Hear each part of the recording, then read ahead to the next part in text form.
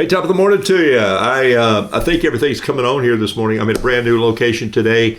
And so I'm Michael, or as the grandkids call me, Roo. Carol and I are here just about 20 minutes, 25 minutes, half hour from our house, and doing a little, she's actually doing the majority of it.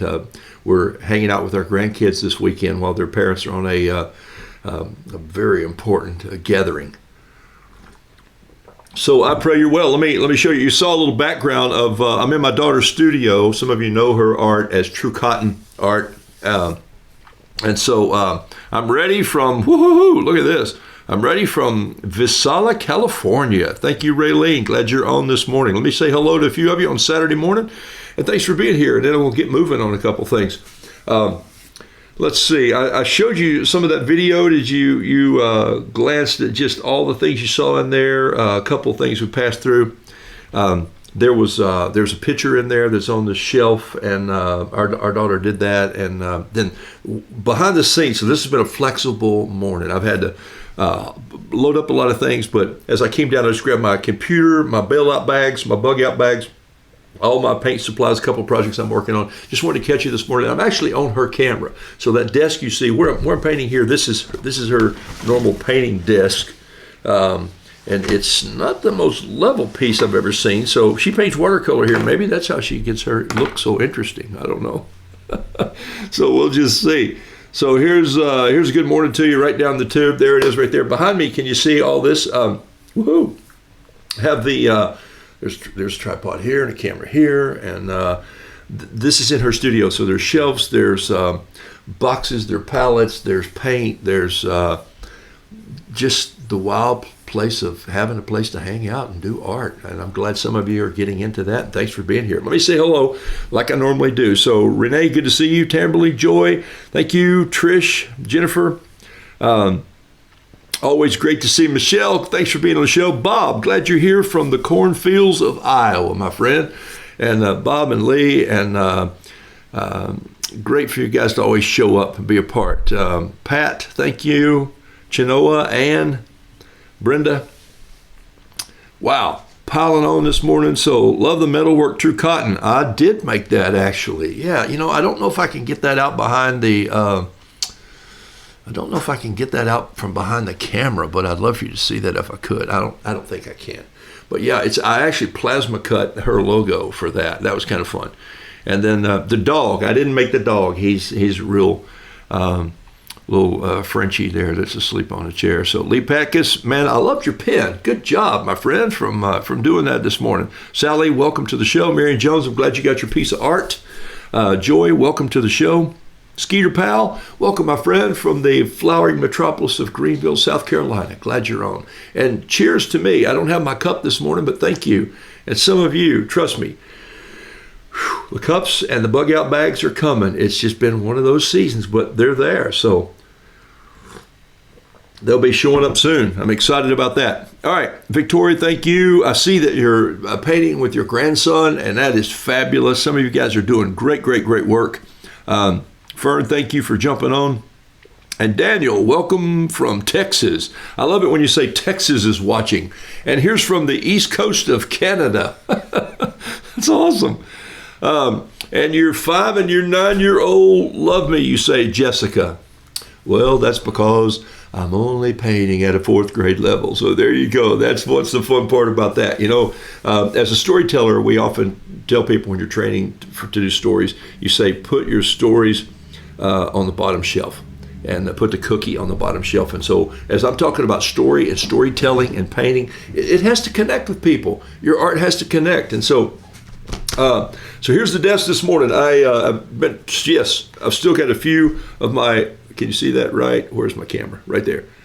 Still got a few 100 cards to do, and I'll be getting those out, and then we'll see what I got here. Got a few things, and if I need an extra brush, Aaron has about 100 over there that I'll reach up and get.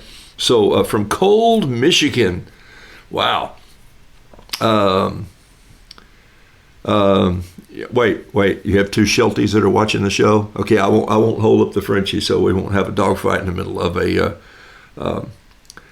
Carol Jackson says, trying to pull up the live feed, but unable to. It's frustrating. Yeah, sometimes the internet, which is such a an awesome thing, can also be a frustrating thing. It can also bring a lot of stuff into your home that you don't want, but hopefully this is bringing something good into your house. So let me just paint on this Saturday morning. I have no agenda, which is really great.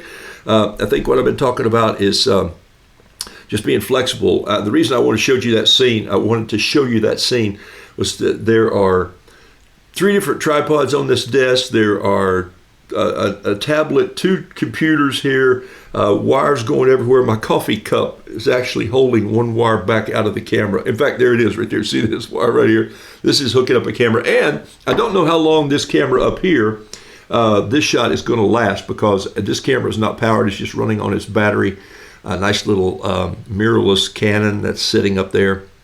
So I didn't bring all my big cameras down. So anyway, here we go. Let's paint a little bit, and we'll go from there.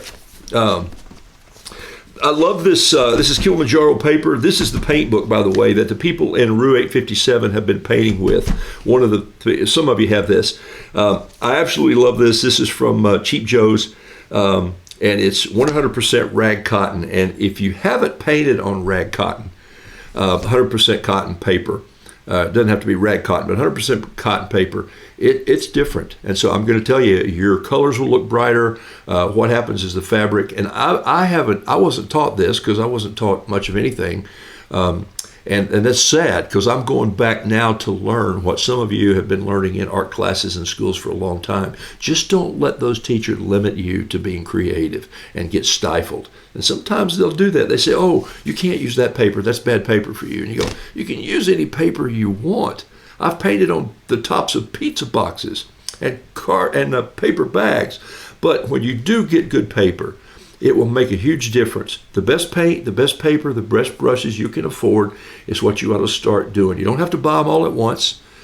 Just piece it in. You know, Aaron has hundreds of brushes here, and I probably have half that many at home. I didn't buy them all at one time. Okay, so get brushes that you like. Do they have to be this hair or that hair? No. You can paint with interlocking nylon, especially watercolor. You can paint with squirrel tail brushes. Aaron and I both use these little squirrel tail brushes. Sometimes you just need a mop to get the water over there. The reason I like bamboo brushes is that reason. They move a lot of water.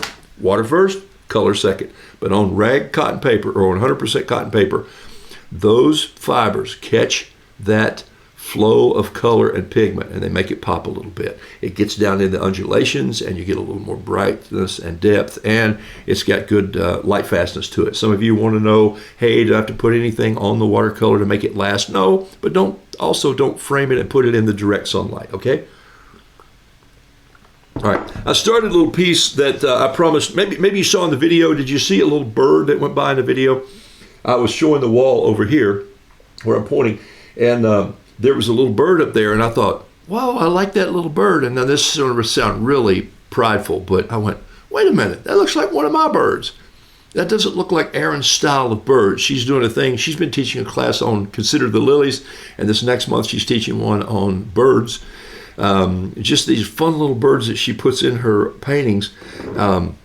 And you know, she paints birds and flowers. I paint roosters. Carol probably is more in the landscape mode when she paints. She loves landscapes. And I think the day will come when she's probably going to be painting with a palette knife.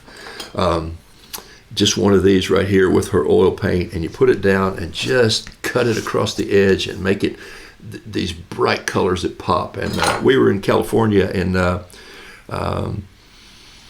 down near the Sawdust Trail in Orange County, and Carol, I can't remember the name of the city. Are you listening to me? No. Okay. I don't know where she is in the house somewhere, but where's the city in California where we went to the art show?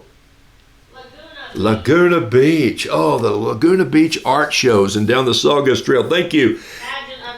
The Pageant of the Masters is what we saw, but Laguna Beach is where we saw this beautiful coastal rocks and stones and trees, and a lot of that was painted with these bright, rich colors with a palette knife, where you just put the color on and you push it around. I use this one to cut watercolor blocks apart.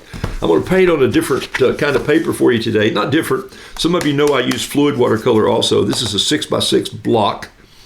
It's cold. It's a cold finish, so it's hot. It's cold pressed, not hot pressed. And blocks, you know, are glued all the way around, okay? And the reason for that is you can paint on the block and then you have to separate it with something. I use this to separate it with. Okay, hey, it's somebody's birthday, and I started painting this for her son. I hope he's not watching the show. Maybe she's watching and you'll see what you're going to get. So on Kilimanjaro, 140-pound paper, I'm going to paint this. And he's a tuba player. And so I hadn't done a rooster with a tuba in a long time. There's a reason for that. There's not a whole lot of roosters running out there with tubas. But so this is what I'm painting out of today. There's the piece of paper. Here's my huge palette of paint. I'm not mixing anywhere else except on the painting itself. And here I go. So I'm going to just start with what I always start with. I just like to throw a little red in there for the comb. This is Hot Mama Red or Joe's. It's a mixture. So there it is. I started on just dry paper. I didn't even wet the paper any at all. There are watercolor people who soak their paper and let it dry out. And then they mop water on and let it flow. All sorts of ways to do things. Don't think you need to get locked into just one way to make something happen, okay? Because you just don't need to do that. Have fun with it as you want to create. Paper and paint are fairly inexpensive, so create. Be willing to change it. I am taking a fountain pen here, which you guys know I use quite often, and I'm doing some marks inside these feathers just to get a little black emphasis in there. And so there, I'll take it like this. Now watch, I want to show you something that I never have done on this show in my 100 and almost 30 days. This is a China marker. Maybe you remember these from your early school days, but it's just a white China marker. There it says right there on it. And you're always, probably 10 times a week, I see a post from one of you that says, look, I'm getting there, but I'm not leaving enough holidays. I'm filling up too much space. I'm just like coloring like a kid. I just blocked everything in, and if you put color on color and green on brown and red, green on red, it starts to turn brown, and so you haven't left enough space. Sometimes you can use a China marker, and let me just show you what it does here. Let's see if I can find a piece of scrap paper. Here, wait, what's this? It's a piece of scrap paper right here. Yeah, it's one of Erin's pieces of artwork, but she's not here, right? And look. This is where the dog chewed a piece of it off. So I'm going to take this China marker and I'm just going to make some marks on this piece of paper like this, okay? Here, let me show you. I'll draw a, oh, you know what? We're always sketching a tomato, so I'll just do this tomato like this. Okay, there's a tomato right there. All right. And so then I'm going to take this China marker and I'm just going to do some marks in here like this. And you really can't see the marks that I'm doing. Okay, but I promise you there's a few marks that I just made with the China marker. Okay? Chip first says, I have a tendency to overpaint thinking more is better. You would think. And Chip, what do we always say from guys who travel and are speakers and storytellers? Less is more. Less is more. Leave your audience wanting more. Let the theater of the mind go to work. Okay. Chip's working on some paintings that I really like. It's a hat and an eye and a hand, and I'm not even going to go into it because it's something that he's working on. But less is more. All right. So he's right on there. And Joy, I know you always got some great ideas, and you work hard at making your stuff. You make a lot of things, I could tell. I just like to buy my blocks that way. So watch this. I'm going to grab some tomato red here, which is really not tomato red. Put a little extra water in my brush. Remember, I used this China marker, and I just marked up the tomato a little bit. So watch what happens when I just pull some water across here. Look what happens. Every place where I marked that China marker, do you notice what just happened? The wax from the China marker left a holiday in there. And you're going like, what? Why didn't he tell us about this about 130 days ago? Because I wanted you to learn how to just lighten up on your brush. But for those of you who are just heavy-handed and you have to paint everything, maybe you need a China marker. That might help you out. And I think this is going to cost you, I'm thinking probably $1.90 somewhere. Okay? So there it is right there. I'm going to tell you what it is one more time. Look, China marker, and There we go. It'll help you be a little looser. And look, I'm trying to paint over that. Guess what's happening? It's not even painting over it because those are just little marks that left those white spaces in my tomato. And if I go in here and I love tricks like this, don't you? So when people learn these, you just go, oh, I didn't know you could do that. Well, the reason that you don't know you can do that is you just don't experiment. That you have this... we have a granddaughter who's on her way to swim today, and she is just brilliant. She is a marvelous swimmer, and I don't think she knows yet how good she really is because she's so young. She's even in elementary school, she was swimming with a high school team. She's that good. And so we were just saying, just loosen up and swim and be good. And I said, there's always people who swim faster than you. There's always people who be, and I said, I'm afraid of water. And Carol said, you're afraid of water? And I go, yeah, I really am. I'm not afraid of watercolor. But I'm sort of afraid of water. I had a bad experience as a kid, and I just never got over and she grew up around pools and all. I just didn't. But in this case, I'll experiment with anything. And it's why I love blacksmithing. If you cut the metal off too short, you just heat it up in the forge and throw it back in there and on the anvil, and you hit it with a hammer and it stretches it out again. It's the only thing. You do that with wood, whoops, cut it off too short, you're done. But not with blacksmithing. Okay, anyway, that gives you an idea of how to just to use something else to get you a little holiday every now and then if you need it. It's a China marker. Love that idea, huh? All right. Back to this. I don't know how long this camera, like I said, I don't know how long this camera will last. We'll just let it see here and let it roll. And right now I'm painting this rooster in here. And so sometimes I'll just go in, I put a little pigment in my brush, and then I went and washed it out. And then I picked up just some of that paint and pulled it down into the painting a little bit. Remember, I put the black, I didn't want to use this up there, so I'm not going to do it. I wanted to show it to you on something else. I put the pen in there, so now this is just a clean brush, and I'm using water. I am using a brush that holds a lot of water, and that's why I like to use either a bamboo brush or a squirrel tail brush. Could I use a bigger brush if I wanted to? Yes. I don't know if you all ever see me paint with a flat brush, but every now and then if I'm going in to do an area of the sky, I'll pick one up. You're going to find 3, maybe 4 brushes that you love. You will find those by just using them over and over and go, oh man, look what this brush does and look what I can do with this brush. If I press hard, it flattens this way. If I turn it, I get this S curve. If I'm gentle with it, the point is sharp. You're going to find the brushes that you use. And I've told you once before how my wife chooses her brushes, right? She chooses her brushes like this. How they feel on her face in the art store. I still laugh about it all the time. I go, we're in Sennelier. We're in the oldest art store in Paris. And I have a picture of her, and there's hundreds and hundreds of brushes. It's like a wheat field. There's this bin that just has brushes. And she's standing there, and I'm thinking, the first thing I tell my friend JP, I say, you know what she's going to do first? Watch. She's going to take the brush, and she's going to go, drag it across her face. She goes, oh, that's good. But she'll try 3 more. I buy this brush. I say, what do you paint with that brush? She goes, I don't know, but I love it. Makes me laugh every time I think about it.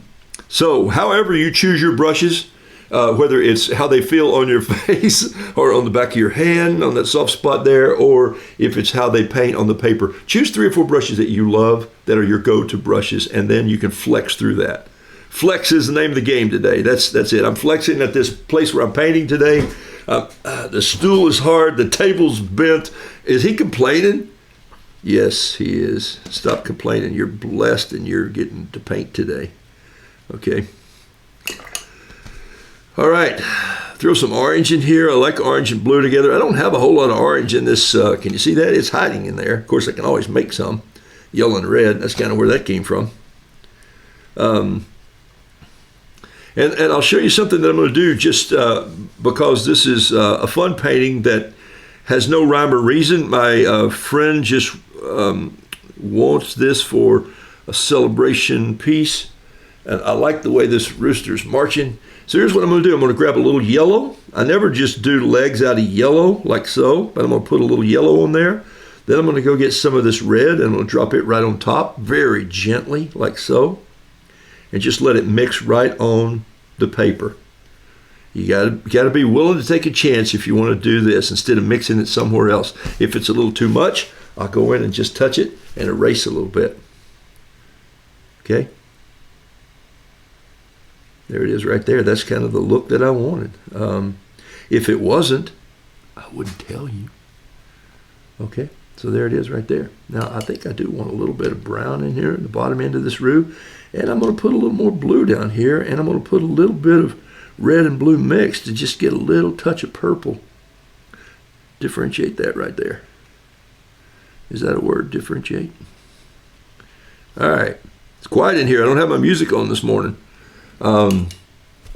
Left my all my music back in my office up the road. All right. Have a little builder's tea today out of a Buckberry Creek cup. I think this lodge may have burned. Wow. Okay. Love my new Joe's brush. Oh, that's awesome. You found it a brush you already love. I made a few. Just use white glue or Mod Podge. Yeah, Kathy, you can use Mod Podge or white glue to put on there, but then you have to clean it off. This way I don't have to clean it off. So I'm not lazy.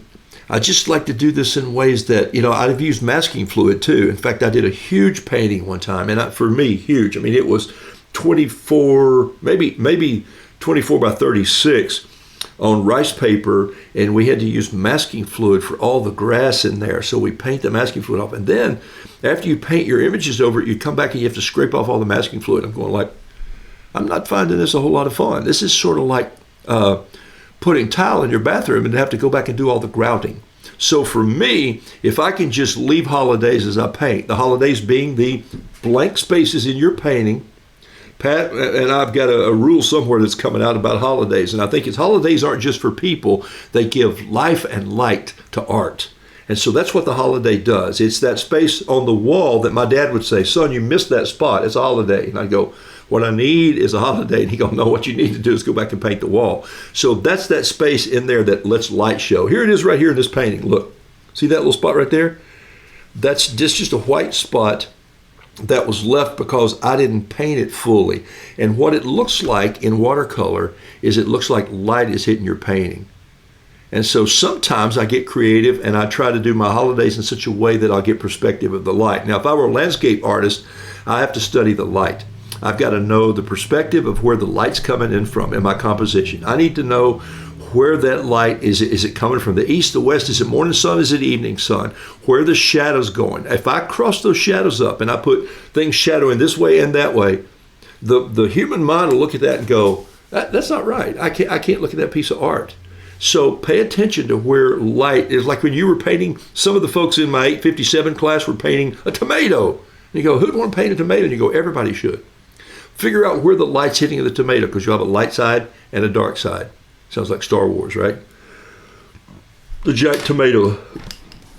All right, so you see how this is coming along here. I'm going to grab a pen and just make some marks down here. This is sort of how I crosshatch the earth. And this is a fine tip flare, or fine line flare, ultra fine flare. I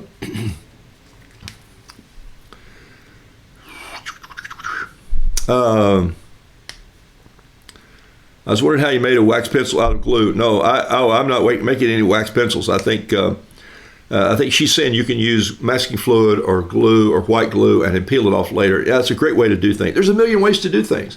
And you're going to find those and you're going to be creative in those. I just find shortcuts sometimes, not because I'm lazy, but because, wow, this works well for me. It's part of my style and voice again. And that's what I've been teaching in Rue 857 September, which was so fun. Thank you guys for piling on that show and painting every week and sharing your paintings on the private site. October class is still, you can still register, I think, for about until probably Wednesday of next week, maybe even Friday of next week. That's still open. So you can go to roodoodles.com and register for Rue 857 OCT, October, and you'll get an email, and we're all doing that. Hello from Dubai. Christine, thank you for joining us this morning. And from the UK, it's afternoon there. So a bit of tea. I'm drinking Builders, where you would actually stand in the street and say, make mine a Builders. I love it. In fact, this tea came from the UK. So they do have a California office here. Sent them a painting just recently. And all right, let's see. Just look at this. Wax crayons can be brought at an art store. Yes, wax crayons will do the same thing. And you're going to find, here's the thing, you can go into an art store and 3 hours later come out and just say, oh, I found this one brush, but all the things you learn, use it as a library. Go in there and go to an art store that has artists working there, not just people who are checkout people who stock things. Go talk to artists who work in art stores. That's what I love about Cheap Joe's, because Megan and Brian and all the people that are there, you know what they do? They're all artists. They all have their own things that they worked with and they studied with, and they just love it. And they got into it so deep that they make other people's life easier. So do that. Yes, it might be great for waves in water. Dance your brush across the page and leave the paper white where you see lights. Julie, that's a great idea to do it. Beverly says, now I want a China marker. And yes, Barbara, you're right. It does work like waxing, like masking fluid. Can you see the wax on the paper when it's done? Not really. It really just opens up and you don't see it here. In fact, take a look at this. Every one of those little marks was where there was, where I just rolled it on there very gently. And you don't have to do it as hard as I did it. Let me show you here. Even if you just did little touches, and you can't see those, but I made like 6 or 7 touches here. If I'm doing a leaf, my daughter will do this lots of times in her paintings. If I'm doing this leaf like this, and I come back and grab a little bit of this here. Look at those little dots that I just did in that leaf. You see those? You see those right there? Those were left by the China marker. Yeah, look at that. Now, if I wanted to come back in, oh, that's about the second time I've almost stuck my brush in my tea. So if I come back in here, get a little blue, green, yellow going here. There's a little blue. Wash my brush out here. Go get a little bit of yellow right there and put it in. I'm holding this where you can't see it anyway, but let me get it right here like this. Look, now see, I'm adding a little bit of green there, like so. I'm painting this leaf. Let's say this is going to be a leaf. Not really, it doesn't go with the tomato, but you get the point that I'm trying to show you. Now you're beginning to see those little spots where I touched the China marker. Okay, you learned something today. Look at that. There it is. Okay. Man, when you stop learning, folks, hey, be flexible in art, okay? I got to tell you a story. Well, I finished this tuba player, and then I got to paint one more thing for you this morning before this camera falls apart.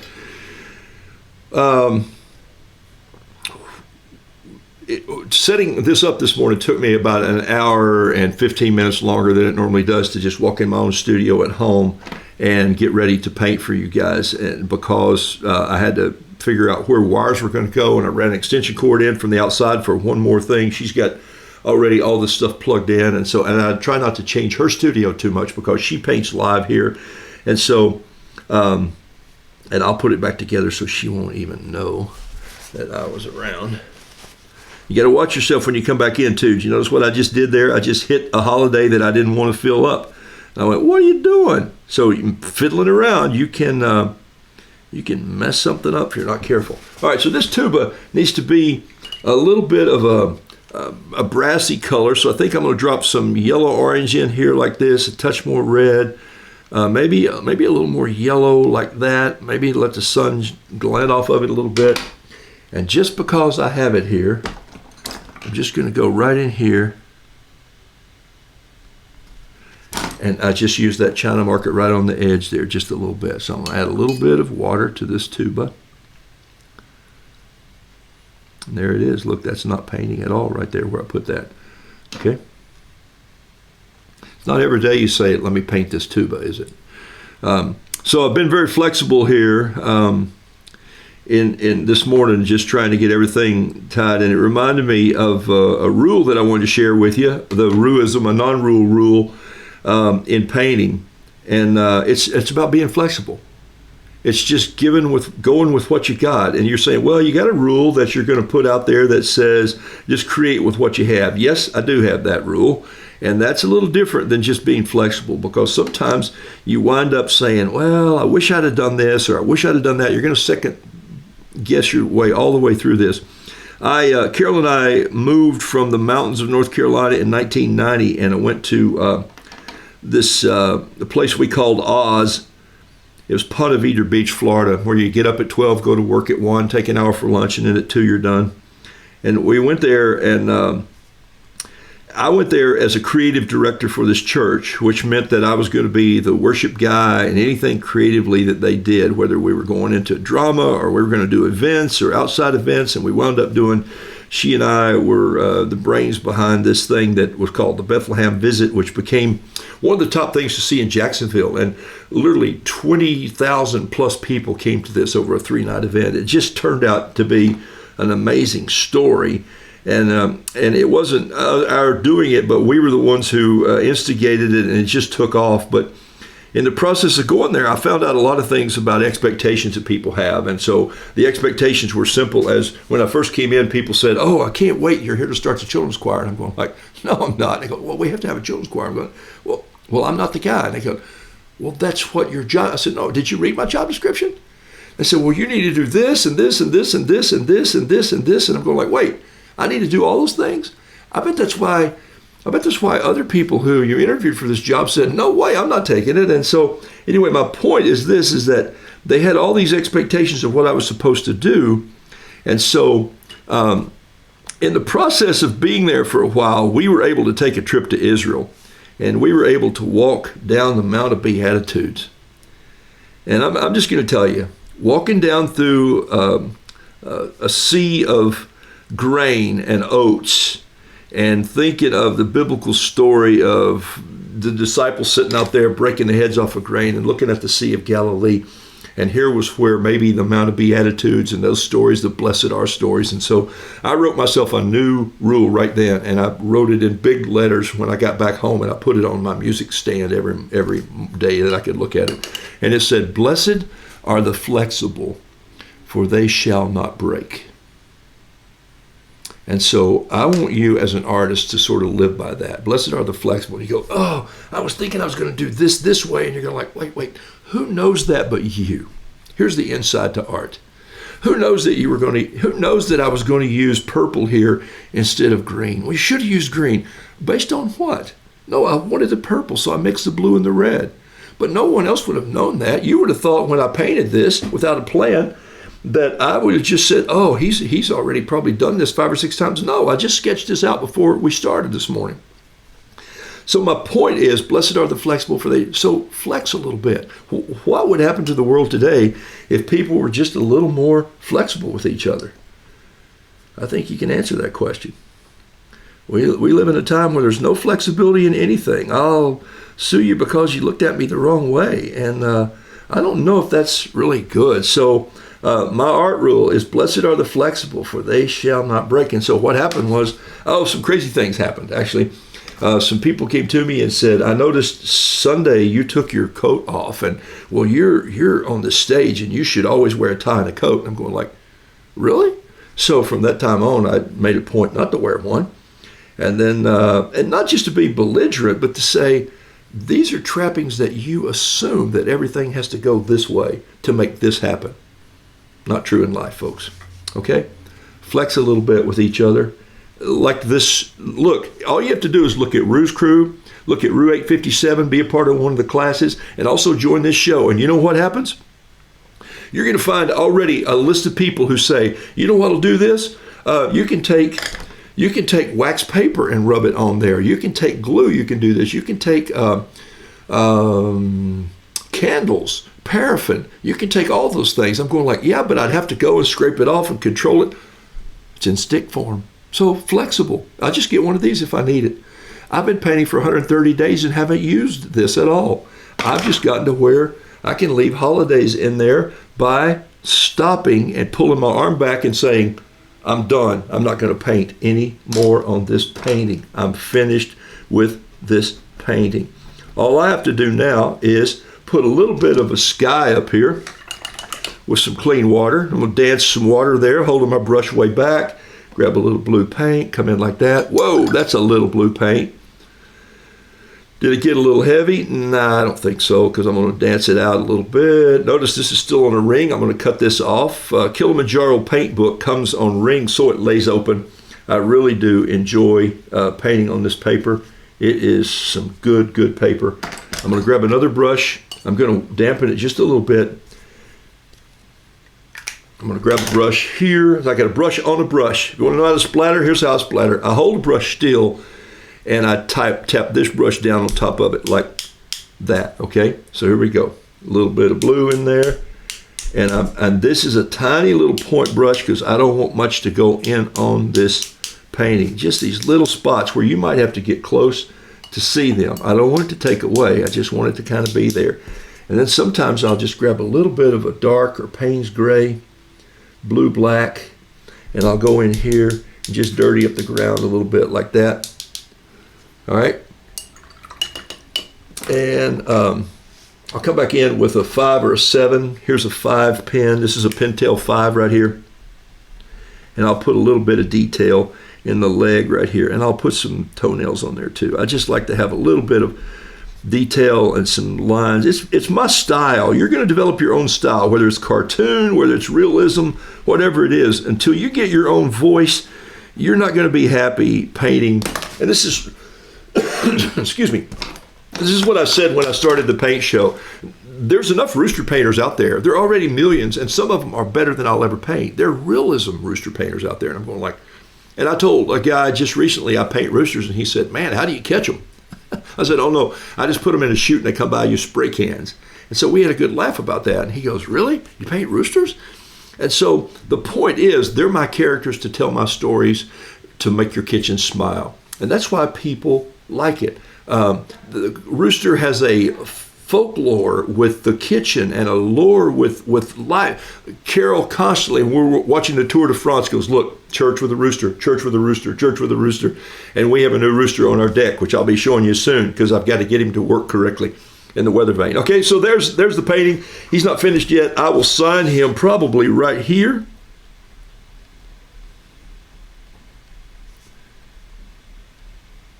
There it is right there. And I'm going to move ahead and go into something else. There it is, the rooster playing a tuba. And he goes out Monday morning, as a little birthday gift for someone. And a young man who is going to be celebrated. I mean, it's not every day you get to paint celebration of a tuba player. Dadgum, I like it. This is 5.5 by 10, and it'll wind up framing at about 5.5 by 9 once it's all cut and framed. And I'll take my pen right here and do a little bit of sprig grass in here. I'll add, once this dries a little bit more, I'll do just a touch more detail on the legs, but I'm not going to do much more than that. I might put a few more lines in the tuba just to show some sun glinting in there. Left this little spot open right here on purpose. Gives it a little opening. When I was in high school choir, the band, sometimes we had to practice in their room, sometimes in the band room. They say, meet us all at the band room. So we'd go over to this adjacent building. Remember those high school buildings that they were doing back in the 70s? It looked like modular pods that NASA used to put places. There were 2 tubas that sat on these racks in there. And so while we would bring our notebooks in, I'd have some scrap paper during the end of the day. And so we would make a paper wad. And while Coach, we called him Coach, our director or conductor, was writing something on the board, we'd take these and throw them. And we got pretty good at throwing the paper wads into the tuba. And we always laughed, thinking if they don't check those before Friday night when we run out on the field, as part of the football team too, those guys would go, they go, what is that? And they turn it upside down, it'd just be filled with scrap paper. Blessed are the flexible people. Okay, I like this painting. So there you go. All right, let me jump in here and see if there's got a question or two. Happy birthday to somebody. There's a lot of birthdays, but I don't even know if you're on the show, so thank you. John Robert Small, I always know when you have a birthday, man, because you have one every week. I'm just kidding you. And look, no logos for you, so you don't know whether I'm going right or left today, buddy. John's into fashion, and he gets it. Glenda Small, though, says happy birthday to John Robert Small. I like that. So, but I'm not painting this for John, so there you go. All right, every time I see a rooster, I think of you and goodness you're bringing to, oh my gosh, Julie, thank you so much. You just gave me permission to stay with my realistic painting and use what I'm learning here. Sandy, you have just figured out what it is that people like me who are not real teachers, but who are encouragers and instructors in just being an artist. Just use what God gave you. If he gave you the ability to sketch faces and eyes, and if you like pop art, if you like realism art, if you like landscape, if you like, and use the style eclectically. It's sad to think that, look, some of the best artists in the world probably studied under 5 or 6 or 8 or 10 artists, and they all just grabbed a piece of that and they adapted it to their own style. That's what I was talking about a few minutes ago. The world doesn't need more rooster painters, or maybe even witticisms, is that even a word? People who are being witty with their captions. But maybe it needs more smiles and laughter. But also what it really does need is it needs you, if you love art, working on your art. So be eclectic in what you find as you progress toward your voice, your style, your offering to say, this is what I can do. That's the thing that should happen here. So you just discovered it for us again, Sandy, this morning. Thank you for hearing that. Okay? Yes, Joy, it will have a caption, and I'm not going to put that on here now, just in case somebody else is watching. So,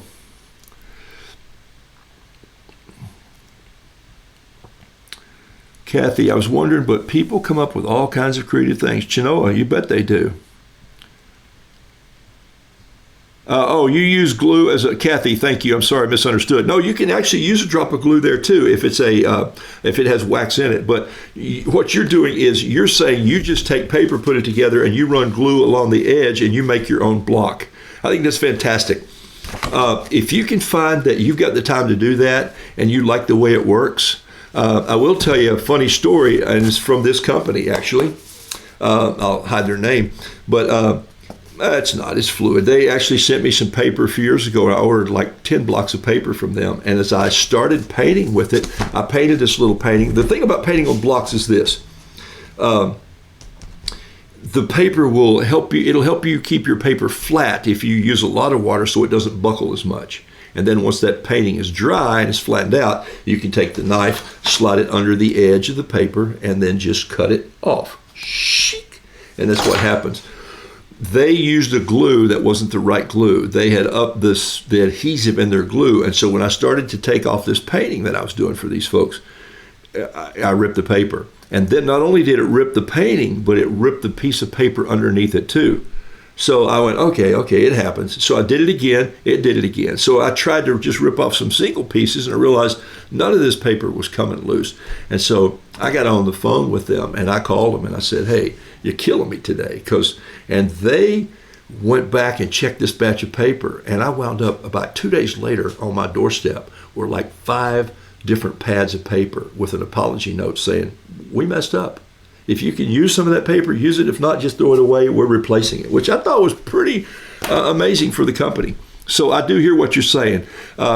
Glue would be impossible to remove from the paper. Not necessarily if you put a little bit of wax in it or if you kept it liquid enough or even get a masking fluid type glue. You can do that on the paper.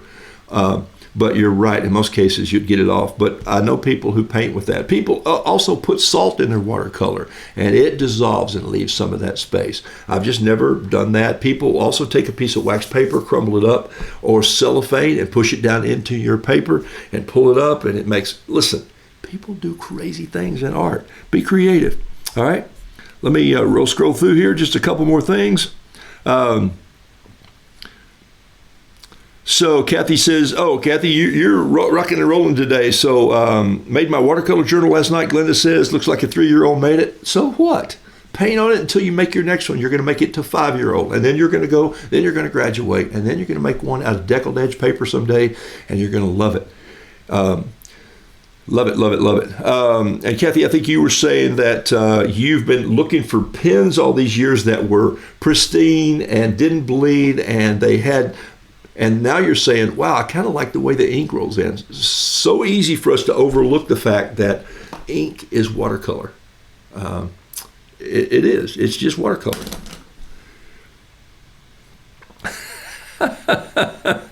John says, there's some funny stuff going on here about eating his paint. So there you go. And Chris says she uses salt sometimes. She likes that look. Perfect. Prove my point exactly. Okay. All right, here we go. This there was a little bird on the wall over here today when I ran the video, and I noticed that was my bird. It said "Happy Birthday." I read it on the Facebook this morning, and here, and this table is like, and so here's this little bird. Let's see if I can just draw it a little bit. Somebody said, "Hey, I like that robin," and if I weren't flexible, I would have been highly insulted because it wasn't a robin. It was a bluebird. But he had a lot of red and orange in him. But then if you start to look at bluebirds, they have a lot of red and orange in them. So here's what I'm doing. I'm taking this pen and I'm just lightly sketching.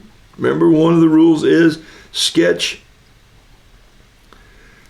like you're a skater on thin ice, okay?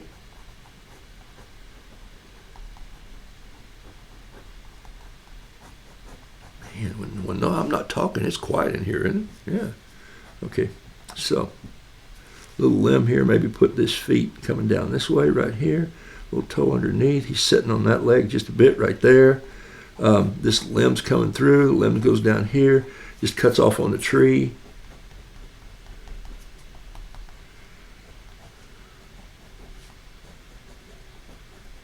Three leaves, 5 leaves, not 4 leaves. Can't do things symmetrically, okay? You can, but why would you? Okay. This might be a good place for that China market right in there. Just give it a little eye, but I'm going to leave it, okay? And just break out a little bit of break out a little piece on his beak right here. All right, let's see. There's my little fat bird. He's sitting up on a limb. And you love wrens. I do like wrens. I painted a wren last year, or maybe early this year, that had on boots and a clown nose. Wren, are you going to run away to join the circus? A pun is as good as a joke anytime. Okay, so let's see what we can do to make this bird happen here. He's got a little bit of blue in him. I'm going to touch this. I'm going to touch this with just a little water here.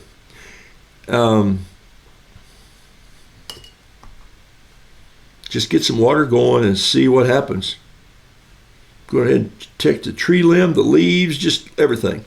So if you can see the sheen on this, there it is a little bit. You can probably catch some of that. See, I didn't wet the whole piece. I actually let my brush dance and just catch a little bit in here. And this is the kind of stuff that we're going to go over again in Rue 857 October. So if you want to sign up for that class, you can do so. Still got time to do that. We started doing that in 857. We're going to continue. We are going to go into journaling a little bit, what I would call sketch noting. And Pat, I saw a note from you today that had tons of sketch notes on it. And that sketch noting is when you're listening to somebody talk and you tend to not just write notes. Carol can write really fast, so she just writes out things like crazy. I mean, she's sitting like this, and then sometimes I think we could sit in church and we would go, was the guy really standing there? Did he preach from video? Was he in another country? Because we're both just heads down writing. I'm drawing pictures and boxes and doodles, and somebody will say the seashore, and so I'll do tidal pools and a piece of a boat.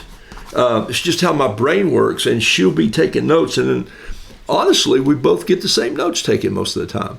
But so it's a different style, but I'm going to talk about how to do that in your travel journal. A lot of you sent me notes about our trip a year ago. We were in France, and I had a journal, and I've kept it. And now I look at that thing from time to time, and I remember exactly where I was when I painted something or when I shot a photo to paint later. And I went and sat down. We were living in a 300-year-old house, and just fabulous time. Oh, my gosh. And just to be able to walk in a city that's just got art everywhere, and just love it. I'm just telling you, it was that great. And look what I did. I just splattered that right on there, okay, right in the midst of the blue. And so sometimes in my whimsical style of just letting the paint do what it's supposed to do,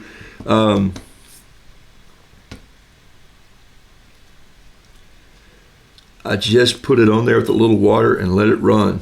There's a spot I really didn't need on the paper, so I got rid of that. There, he's coming together. Okay, so notice what's happening here. I want you to pay attention to what I'm telling you. I left some white space to show some light coming in, but also I've got a little bit of a darkness coming in over here underneath his beak and on this side. So this is going to be the dark side of the bird. Okay. What I might do is just go in and get my. This is kind of fun sometimes too, just to go in and get a fountain pen. I like a fountain pen, and I'll just do his toes out of fountain pen, because look how detailed that is. And I get asked all the time, do you use watercolor pencils? Hey, do you ever use watercolor pencils? And I'll go, I do, but I don't use them like you might think that I'd use them. Watercolor pencils sometimes can be, and I have a few, they're at the bottom of my bag this morning. Like, here's some people do watercolor pencils like this, or you just do colored pencils. There's a watercolor pencil, and you got to come back in and you got to paint with it. And if you're not careful or quick enough, you won't get the color out. Did you know you can dip your watercolor pencil in the water? Blessed are the flexible. Just dip it in there for a second. Wet it. And then look what happens when I put it on the paper. It's like painting with this cool paintbrush. It doesn't even look like I'm painting with a pencil. Woohoo! Rock and roll. I am learning to paint on smaller pieces of paper. Mickey, good for you. You see the piece I just pulled out here? It's 3 inches by 3 inches. This is my business card, which I'm supposed to be finishing these on for you. These are the Roo cards for the 100 days, the first 100 days that Roodoodles painted live. I still have a few to send out. I'll get there. Okay. So look, I'm using this watercolor pencil down here on this bird. And I wet it like a brush. So yes, sometimes I use watercolor pencils. Here is a brown pencil. I'll just put it in the water, let it get moist, then I'll just come in right here with a little line. Show his chest a little bit. How about a little brown on the legs? How about a little brown on the tree? This doesn't look like brown. It looks a little bit like purple or maroon or something. That is a strange looking thing. All right, I don't think I have a blue in here, but I got a gray. We'll give him a little bit of gray in the tail. And maybe I'll just dip my brush. Don't you love it? Just to experiment. Come on. I'm just going to dip my brush or my pencil in the blue paint. And look what's happening. I got this blue-gray mix. Are you kidding me?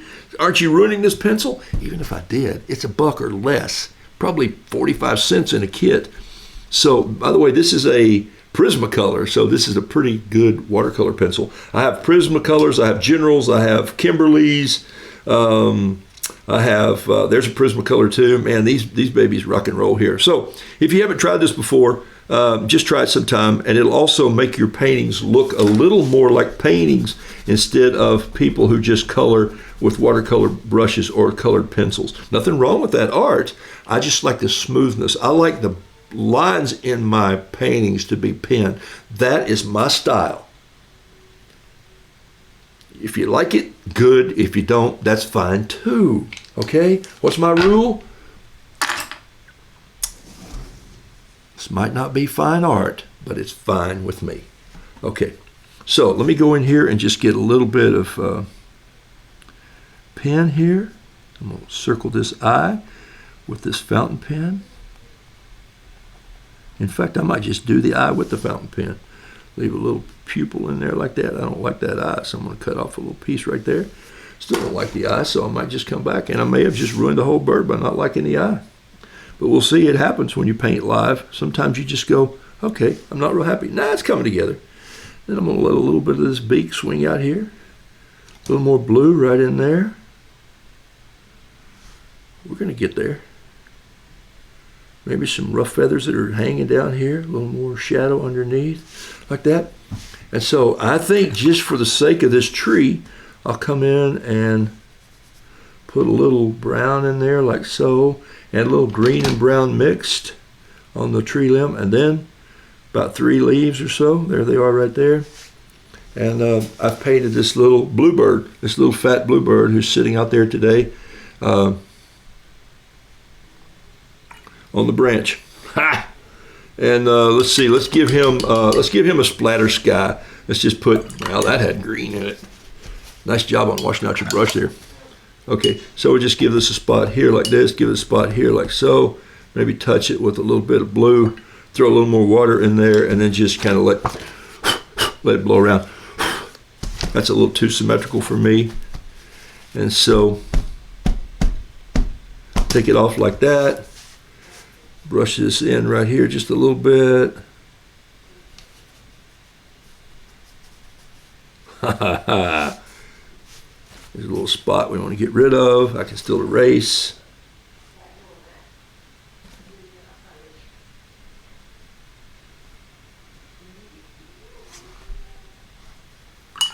Okay, there's our little bluebird. Saw him on the wall in Aaron's studio this morning. I'll have to find that. That was the top of my pin. Here it go dinging across. And it looks like this camera's going to hold out, so I'm pretty excited about that.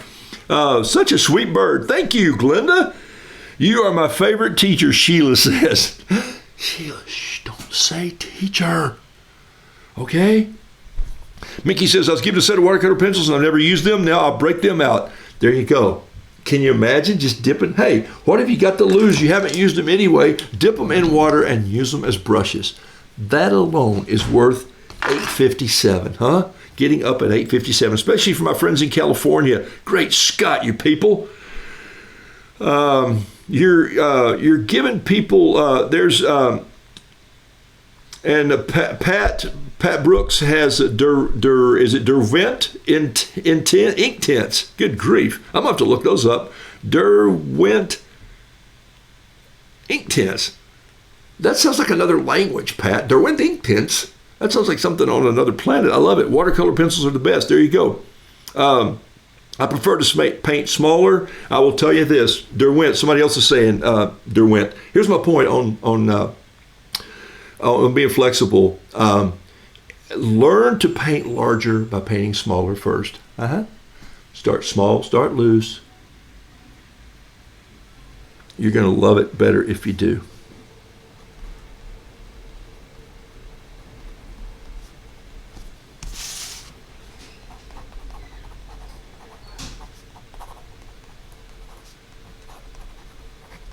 Happy birthday. Okay. Hey, there we go. It's about time for me to wrap up here this morning and close down. This camera has held out. So nice test. Aaron's going to love this little camera. Great. Hey, let me say hi to a few more people here. Faber Castell, I see that name popping up. I love watching you paint. Thank you, Sharon. Robert Small bought a set of FC36. Never use them. Paint with them. Or if you make a little crossbow, they're perfect darts for that too. Great lesson. Love that paper. Me too. This is good paper. And by the way, this is fluid. I painted the first one on Kilimanjaro, which is from Cheap Joe's. Actually, I got this at Cheap Joe's too. It's called Fluid. You can also get Fluid 100.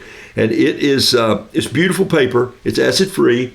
It's a little less expensive than the Kilimanjaro. Take a look right here. Now that I've painted this, it's almost dry. It's flat. I'm going to slide this underneath and then just turn my knife down. Now I may have cut 2 of those off, did I? Let's see if I took 2 or 1. There we go. Split it off here, and then split it back off here, like this, down the side. Look, it's free, it's flat, it's good. It's never free, right? And there's no free lunch, but you can't sign up for Rue 857. People say, hey, how much is your class? Rue 857. It's $8.57. $8.57 each week, 4 months. That's the month. I'm going to do October. I'm going to do 4 sessions in November, somewhere in there, probably be right before Thanksgiving, and May finish one after Thanksgiving. I'm not sure. We're watching right now, but it's going to be, and I'll send that out later. That's not even up to register for that yet. If you did, you just have to hold for a while. I'm going to do my Christmas roos, and there are little scenes of my roosters all doing funny things around Christmas, also with the Christmas story in there. So that's going to be Roo 857 NOV, but Roo 857 OCT comes up next, and I've got a couple projects to do before then. Carol and I are off on a little live streaming project that I'm doing for the Ministry of Young Life, and I'm excited about that. I'm going to one of the properties where we lived for 10 years and do some live stream there. Camp and camping is struggling right now because of COVID. And so pray for our country, pray for our president, pray for each other.